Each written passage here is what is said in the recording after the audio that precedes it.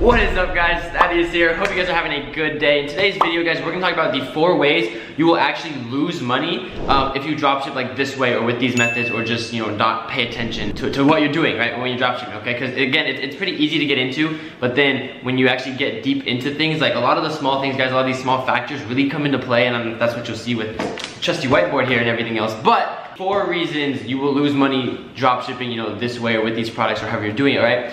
Number 1, you're not paying enough attention to your numbers, okay? I'm gonna explain this on the whiteboard, okay? Number 2, you suck at handling refunds. So you don't really know how to properly handle refunds, all right? Number 3 is you don't really have your back end covered, right? So particularly with suppliers, I'll get more into that. And then number 4, guys, is you're ruining customer trust when they hit your site, all right? So those are 4 reasons. I'm gonna just break that down for you, all right? We're gonna work backwards, actually, so because the first one kind of more in depth. Okay, so number 4, right, ruining customer trust. Like, what does that mean? So basically, a lot of you guys, right, when you're downloading these apps on Shopify and using that kind of stuff, I see a lot of you guys using, you know, anything to involve with scarcity or FOMO, like fear of missing out, or, you know, those sales pop apps, right? There's nothing bad about those, but it is easy to abuse them. So for example, a lot of you guys will have, you know, a countdown timer or something, right? So you'll drive traffic to a specific Instagram page or product page, and it'll have on there, it'll say like, hey, this product is 50% off for the next hour, for the next 30 minutes, for the next 2 hours, right? And it works, right? Because again, you want to capitalize on them, you want to get them to like impulse buy essentially before they have time to check other stores, check Amazon, like check the other stuff, right? You want to kind of like close them right away. Like that's the whole point of it, okay? The reason it's easily abusable and how it can actually deter customers from buying is if you have it on like every single page, guys. It's like they'll see a product on your page, they like it, they're considering it, right? But obviously they might not necessarily trust you completely yet. So then they browse your site, right? They take a look at all the other products, and if they see this on every single product where, oh, this product is 50% off for the next 2 hours, this product is 50% off for the next 2 hours, this one's 80% off for the next 2 hours, like, they realize it's, I mean, like that scarcity value that you just had in them is gone now, right? And if that's the case, they leave, like they don't buy from you, okay? So that's number 1, where you can basically, all that hard-earned money you spend to either get them to your site via shoutouts, Facebook ads, whatever it is, you just lost. Like they're not buying from you now, okay? And now they might not ever like buy again from you since you've already ruined that trust. And once trust is like broken, it's kind of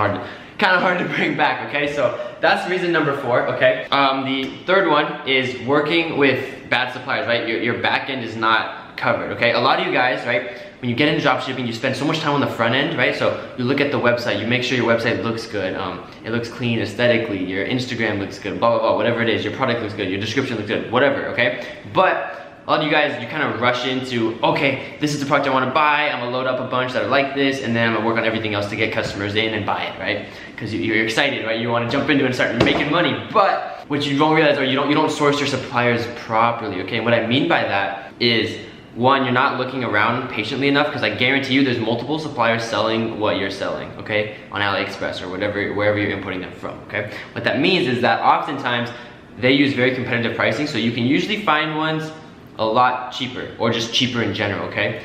Also, like besides even price point, guys, that you can lose money, is the suppliers just don't fulfill your orders, okay? Some of you guys see a product right away, and the price looks too good to be whatever it is, you'll add that product in, and then you'll go back later realizing, once you get customers' emails saying, hey, where's my product, it hasn't shipped yet, blah, blah, if you just haven't like looked at it in a while, you'll realize, oh, this supplier actually never shipped my product, they never fulfilled it. Then you look at their track record, that product only has like 5 orders or something like that, right? Like that supplier hasn't been consistent, or like they just haven't had a lot of volume, where they just don't really care about shipping orders like on a day-to-day basis, okay? So like that can be a very, very, very big issue that you run into, and can easily be overlooked if you don't really know what you're doing, if you're just like rushing into the process, right? So just like evaluating your suppliers, your back end essentially, making sure they're credible, making sure that they'll actually fulfill your orders, making sure the price is good, all that kind of stuff is really important, and saves you money in the long run, okay? Now reason number 2 is you suck at handling refunds, all right? What that means is you don't know how to actually handle refunds. And a lot of times, guys,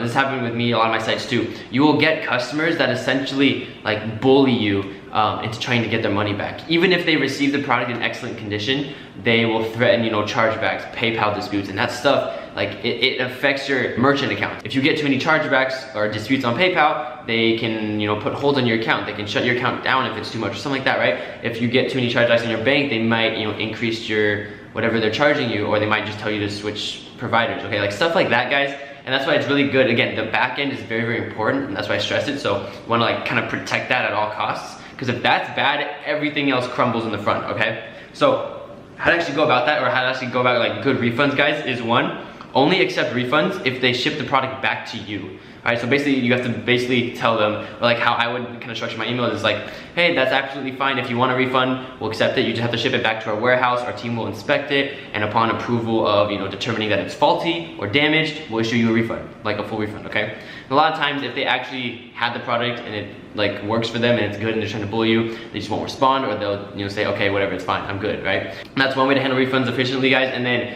if you do receive the product back from them, right, you can issue them your refund. It's a lot better than losing more money on a chargeback or losing your reputation with your merchant accounts via disputes and stuff like that, guys. So like, do issue your refunds, and then from there, what do you do with that product, right? Because it's just like, because you're most likely a one-man team if you're just getting started drop shipping, so you're probably like at your house or something, right? To actually recoup the losses, don't really mess with actually filing a refund with AliExpress, guys, because then it's not really cost efficient to ship it back to the Chinese warehouse or wherever it's coming from.